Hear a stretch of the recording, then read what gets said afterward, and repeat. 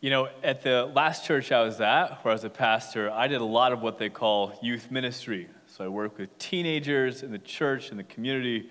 We had a fairly decent-sized group. But there's one thing, a pet peeve, it was something that drove me nuts, and it still kind of gets me today. It is the chaos and danger that I would see when it looked like no one was in charge of the inmates. And I didn't let it happen if I could help it, but what I would love to do is I'd love to bring kids on a trip to a missions trip or a work trip, or we would do what we're going to do at this church. We'd invite people to show up at the food pantry like we are on Saturday morning. It is just so great for especially kids to get involved and make a difference and get some exposure to different needs. I loved that part. But the thing that drove me sort of nuts is when I would take a group of sort of rowdy kids to a work site, and instead of the kids having something to do, the people who were in charge, instead of being organized and giving the kids assignments, what drives me crazy is when the mission site leader would not have any sort of plan. Instead of, here's a plan, here's supplies. I'm not going to complain more than I have to. But I would get to some of these places, and the people in charge of like a food pantry would see 60 kids and give us nothing to do. And it'd drive me nuts. And they'd go, hey, you guys just hang on for a little bit. I got to make some phone calls and disappear. And look, friends, I know it's not in the Bible, but it's true. Idle hands are the devil's, tell me. It's true. Like, it's crazy. I had rough kids, right? So they really needed something to do with their hands. So, man, I still have, like, flashbacks. It's just me. This is my own, like, hang-up. I got to get over it. But even today, I'll go to some sort of kids event, and if it's a little bit chaotic, I got, I don't know, PTSD or something from working with the craziest unsupervised teens. But I'm not even kidding. Back then, if I gave these kids, like, there's a parking lot, weed it, they're fantastic. Here's a couple tons of food, unload it, the best kids. But as soon as they're bored, like, it was, man, awful. There they are, like, making out, dealing drugs, stabbing people. Like, seriously, all those things happen. So to this day, I feel better about life when someone has a plan, there's rules, no chaos, and maybe deep down I still worry about a rebellion of teenage kids or something. But I thought when I came here and I became a senior pastor, I would never have that feeling again of worrying about chaos breaking out. But I was wrong, because I blame you people. I took on that vice that a lot of you have taken up. Occasionally, I don't want to admit it, but sometimes I follow the news. And if you think that unsupervised teens can be the devil's playground, you would not believe what people in government are like. Like, if idle teenage hands are the devil's playground, I don't even know what sort of amusement park do you call bored rich people in private jets, but to me, it seems worse. And honestly, there's a part of me that just gravitates toward the entertainment value of all the headlines. I have to push against it a bit, and I work hard at you. Like, some of you will talk about what's going on in politics, and I'll just say, I have no idea, because I have no idea. It's just bad for my soul sometimes to get wrapped into all the 24-hour news headlines that are just generated to make me click on stuff. It's just not good for me personally. But it's not good for me because I get a little upset, and I'm not the only one, I think. I've observed that a lot of people, when it seems like the world is unsupervised and chaos and going in bad directions, it like messes us up. And I know this because I talked to some of you, and some of you are a little messed up. You've got anxiety and fear and worry, not about stuff that's happening to you, but about stuff you're watching on TV or online, global, powerful trends. And I know, we're in a democracy. We have the responsibility to vote and do that. Please take that responsibility seriously. Like, don't bury your head in the sand. But I think a lot of us carry the weight of the world on our shoulders, and we cannot deal. So we get consumed by fears of an unsupervised world. Like, I'll talk to some of you, and you've got the demeanor that your dog just died. And I'll go like, what happened? Who died? And you'll say, do you know what one of our politicians said? And I don't. and I'm a little bit happier for it. But here's my big point. Worrying about powerful people drives sometimes people of faith to despair. And this happens to all of us. How many of us get anxious and depressed because the whole world seems like unsupervised teenagers are messing things up, like no one's in charge, or the people in charge are the worst people. And we worry about ourselves, we worry about the next generation because it feels like the worst people are making the worst decisions. If you've ever felt like that, and I could tell some of you are looking anxious already, so you felt this, let me just tell you what we're doing this morning. I want you to hear God's perspective on a chaos, rebellious world. I want you to hear how God responds to all the evil, powerful plots. This morning we're looking at Psalm 2, and it starts off with a familiar question that you've asked. The psalmist, it's as if you were watching the news, scrolling the headlines, starting to get a little depressed, asking why. Here's what the psalm says: why? Why do the nations conspire? Why do the peoples plot? Like, why are things so messed up, the psalmist asked. You've asked this question too. This is a question about what worries you when you watch the news. This is all the reasons you're anxious about the present or the future. You worry about you, your kids, your grandkids. This is all the worries you have about the country, civilization, the world. And he expands. The psalmist goes, look, here's what I'm seeing. There's kings of the earth, and they're rising up. The rulers band together, and they're all against the Lord and against his anointed, and they're saying, let us break their chains and throw off their shackles. Now, I have to translate this a little bit. I'm not recommending the 24-hour news cycle, but let's just be honest. There's always been terrifying news. This is a scene from 3,000 years ago, and it is as fresh as today. Here's a complaint. Basically, kings, rulers, it's short term for powerful people. You'd call them celebrities, billionaires, oligarchs, nationalists, globalists, whatever. Back then, they just had kings and rulers. These are people with agency, powerful people with agency. And powerful people in these verses are rising up against God's people, God's values, God himself. They are departing from morality and justice. If you read the prophets, these are powerful people who don't value human life. And I'll just point out, this gets a little bit lost in some of the language, but for the psalmist, kings rebelling against God is more complicated than just being atheist or not going to church or something. In the Bible, morality and ethics are revealed in three ways. You've got prophets, you've got written text, and you've got the theological term common grace. You should know that people, humans, made in the image of God, and that's everybody, people who believe in God, people who don't believe in God, they've all got the image of God with an internal, God-given sense of right and wrong. Like, you don't have to be a Christian to think you shouldn't murder people. You shouldn't have to be a Christian to think you shouldn't steal or lie. And the problem is sometimes even that God-given conscience is seen as a chain, a shackle. That part of being made in God's image has you've got a sense of God's rules. Which, by the way, I'll say something nice. This explains why some of the nicest people you'll meet are people who are faithless. Why do people who don't read the Ten Commandments think that murder is wrong? Well, it's because God's image still nudges people, even people who don't believe in the Bible. God's voice constrains people from evil and nudges toward good. Which is, again, that's why you find lots of people who don't believe the Bible also think murder is wrong. It's why people who don't go to church still tell the truth and don't like stealing, is because God gave us a sense of what's right and wrong.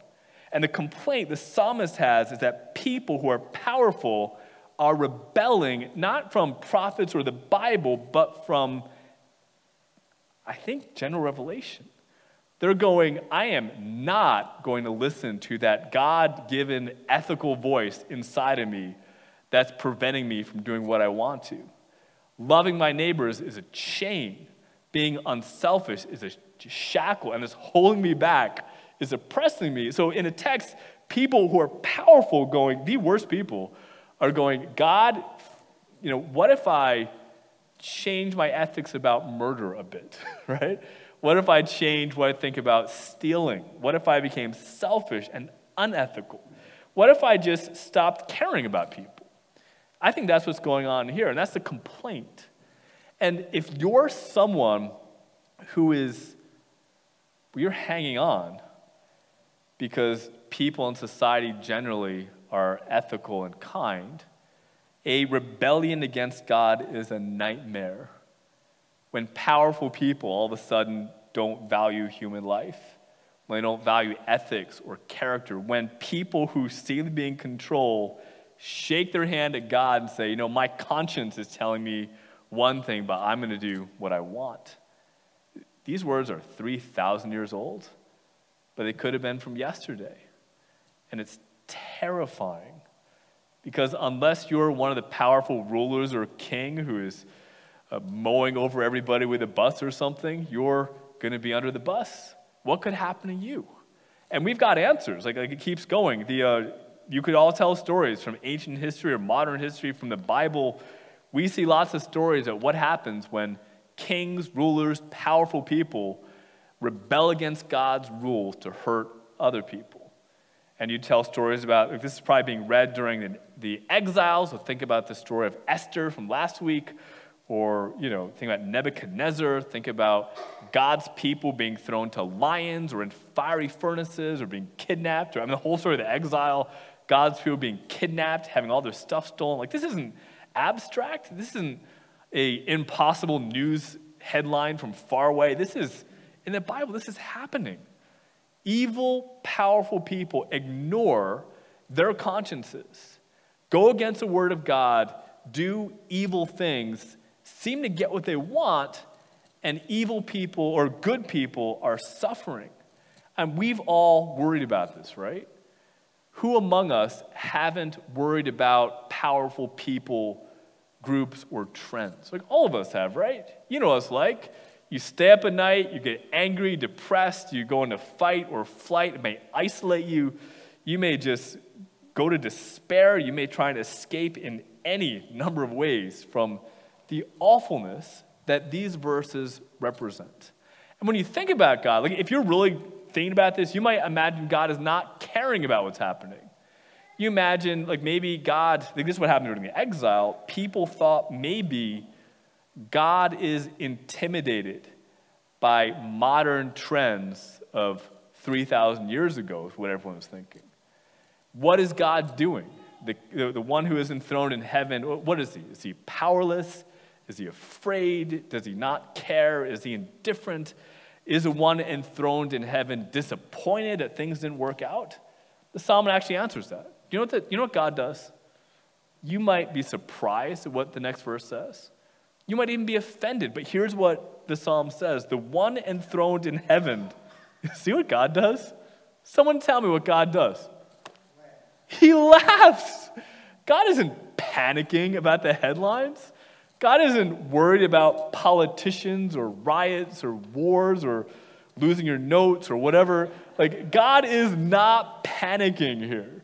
God isn't trying to renegotiate his promises. I know I said I'd protect you, right? But, I didn't know about social media. Like, God isn't doing that, right? God is not nervous about threats. God isn't afraid. God isn't worried. Look, see what God is doing? God just laughs. And if you're offended, I just want to be really clear about what the psalm says about who God's laughing at. I think this is great. Now we can finish the message. You guys are all good. In the psalm, God isn't laughing at the people who are worried. Maybe you should, right? Maybe we worry a little bit too much. The text says the Lord laughs at them, right? God laughs, not at people who are worried, but God is laughing at all the giant, powerful people that make us nervous. God is looking at your Nebuchadnezzars, looks at your Belteshazzars, looks at the politicians that we worry about, and see what God does? He laughs at the absurdity of created people shaking their little tiny fists at God in heaven. And see what God does? He rebukes them in his anger, terrifies them in his wrath.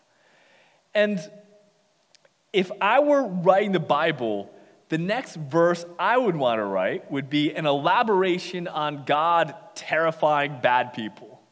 I would want to write an elaboration on anger and wrath. I'd want something that sounds violent. I'd want to write something like God laughs as he sends his army. God laughs before he strikes them with lightning bolts. God just laughs at dictators and they get into a car accident or cancer. Tyrants don't live forever is what I would write about Nebuchadnezzar or whoever. But look at what God says next. As he's laughing, it's kind of shocking what he says. Here's why God laughs at the absurdity of powerful, evil people. He says, I've installed my king. I've installed my king on Zion, my holy mountain. I'll proclaim the Lord's decree. He said to me, this is the person who's speaking the psalm, you are my son. Today I become your father. Ask me, and I will make the nations your inheritance, the ends of the earth your possession. You will break them with a rod of iron. You will dash them to pieces like pottery. There's something interesting here. God pivots unexpectedly from God's wrath on chaos to talking about God having a son. It's a weird shift because talking about the Almighty, and then it switches to the one God's talking to, God's Son. And the first readers of the psalm 3,000 years ago read this as about a king sitting on David's throne. Like David, a warrior, like God, brings justice through victory. Now, if you're reading this during the exile, if you're Esther or if you're Daniel or if you're Ezra, you're reading this and you picture a king just like King David. You're imagining, there's kings, there's rulers, but they haven't heard about David with a slingshot, right? There's this guy who's going to be king and he's going to defeat the Philistines again, and good people are going to prosper again, and bad people get punished again. And for hundreds of years, God's people waited for another king.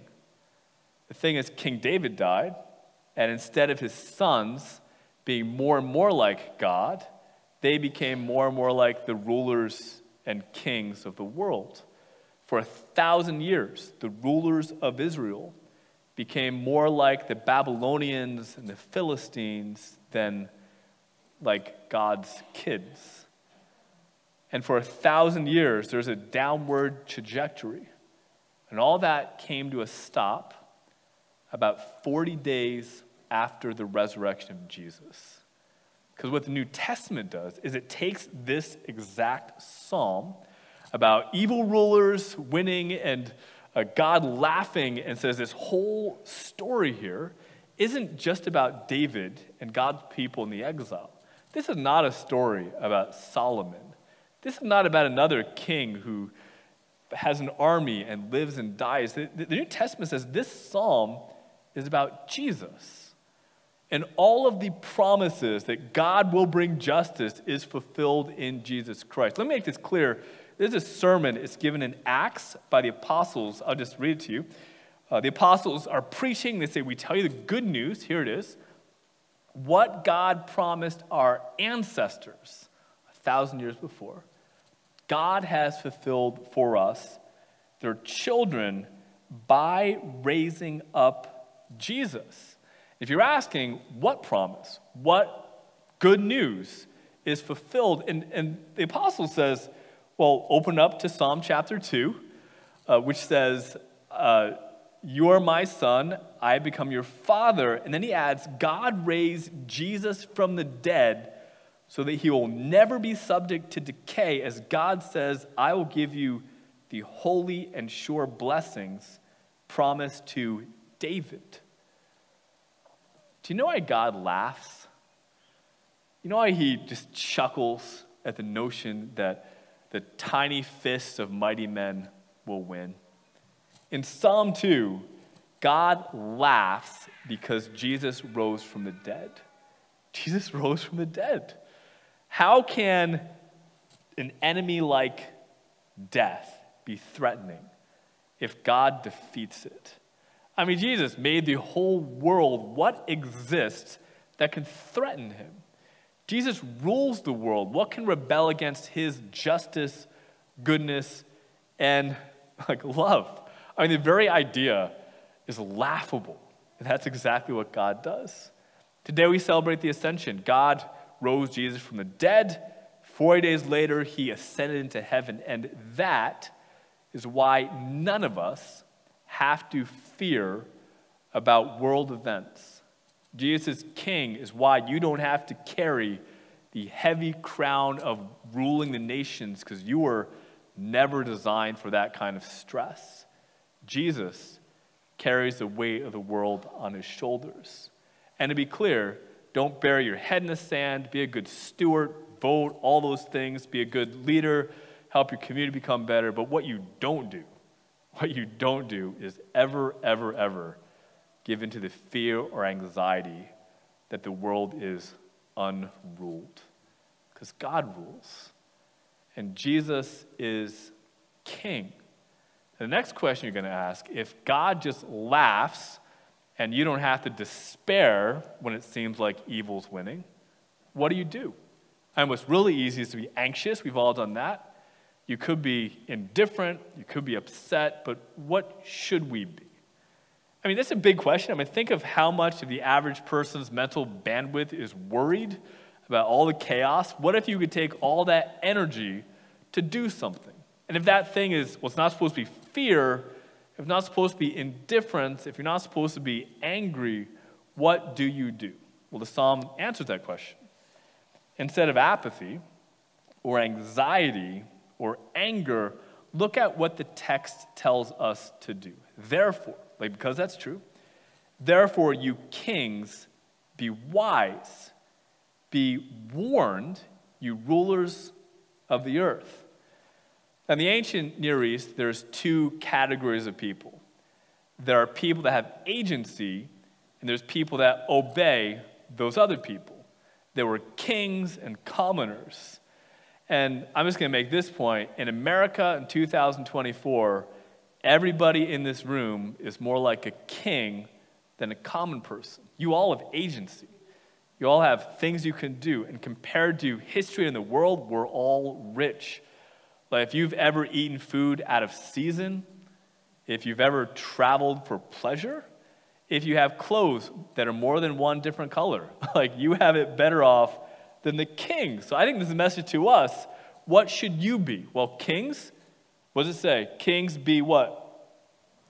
Wise. Show wisdom. Your daily decisions ought to be lived after the therefore, that God is in charge and he's going to bring justice. So be wise. What else? Be warned, it says, right? All this life isn't forever. Our life is like a vapor. It's a breath. It's like a dandelion that blooms and gets blown out by kids at the preschool. One day, after this short life is done, you will get judged on what you do with what you have. So be wise, be warned. One more thing. I think this summarizes the next couple verses. Take God seriously. Worship. Serve the Lord with fear. Celebrate his rule with trembling. Kiss the Son, or he'll be angry, and your way will lead to your destruction, for his wrath can flare up in a moment. I think he summarizes like this: be wise, be warned, and worship. You know what happens when you do those three things? Read the last line. Blessed are all those who, instead of getting worried about what's going on, instead of running away, instead of escaping or fighting, find refuge in him, and you find blessing. Here's what I think God's telling us today. The next time you gravitate toward despair because they're getting it away with again, next time you feel like your emotions are upset because of whatever It's going on in Washington, Israel, Ukraine, India, Sudan. I could keep naming countries for a while. We can talk about places much, much closer to home. But next time you start to despair, know this. Jesus still sits on the throne. So be wise, be warned, and worshiped. I don't think I can give a much better summary than the last verse of This Is My Father's World. Think about these words. The hymn goes, this is my Father's world. Oh, let me never forget, because we forget, right? Like, it's my Father's world. And the hymn goes, that though the wrong seems oft so strong, God is a ruler yet. This is my Father's world. Why should my heart be sad? Because the Lord is king. Let the heavens ring, God reigns. Let the earth be glad. This week we celebrate the ascension of Jesus Christ. And I believe that God is telling us today to remember that Jesus is king. So be wise, be warned, and worship. Now, if you're not a Christian, if you're not sure what any of this means, I'm glad you're here. We'd love to talk to you about Jesus, that the one who died, rose, and ascends, loves us, and he could change your life. But for all of us, no matter where you are in your faith journey, I want you to imagine how different your life, how different your mental health could be, how much more energy you could have if every time you heard the bad headlines, what if instead of despairing, what if you could actually walk more confidently in Jesus? Can you imagine if you could use all the energy we spend talking and fretting about kings and rulers, if we'd use all that energy for something productive? Imagine think about all the people around us who are messed up and going through difficult things because they don't have a firm foundation. I don't know exactly what it looked like to take all the energy and use it to following the Lord, but I think that if you could do that, you'd have more energy, you'd have more grit. We would make our community a better place if we could live out what it means that Jesus is King. Let's pray. Father in heaven, my prayer is that we would give you all the glory, all the laud, all the honor. Give us the vision to see that even when powerful people seem to win, when the wrong seems oft so strong, help us to remember that you, O Lord, still rule and reign. Father, I pray that you would give us rest from our anxieties and our fears and our worries. Give us the wisdom to know how to act, and give us the confidence to trust you when things seem difficult. Father, can we follow you? Can you give us the creativity to use what we have well? And we ask you to give us a strong faith that helps us to go forward. We ask all this in the name of King Jesus. Amen.